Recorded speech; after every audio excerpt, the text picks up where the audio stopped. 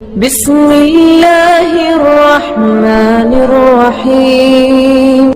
بسم اللہ الرحمن الرحیم۔ بچو کے ڈنگ کا علاج۔ حضرت علی رضی اللہ عنہ فرماتے ہیں کہ رسول اکرم صلی اللہ علیہ وسلم کو نماز کے دوران بچو نے کاٹ لیا۔ جب آپ صلی اللہ علیہ وسلم نماز سے فارغ ہوئے تو فرمایا، لعن اللہ الاقرب لا تدعوا مصلیا ولا غیرہ۔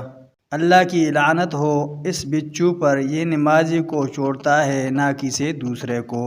پھر آپ صلی اللہ علیہ وسلم نے پانی اور نمک منگوایا اور نمک کو پانی میں ملا کر اپنا دست مبارک اس میں ڈبو دیا اور اسے ملتے رہے، اور ڈنگ والی جگہ کو چھوتے ہوئے آپ صلی اللہ علیہ وسلم یہ بھی پڑھتے، بسم اللہ الرحمن الرحیم، قل یا ایہا الکافرون لا اعبد ما تعبدون ولا انتم عابدون ما اعبد ولا انا عابد ما عبدتم ولا انتم عابدون ما اعبد لکم دینکم ولی دین۔ بسم اللہ الرحمن الرحیم، قل اعوذ برب الفلق من شر ما خلق ومن شر غاسق اذا وقب ومن شر النفاثات في العقد ومن شر حاسد اذا حسد۔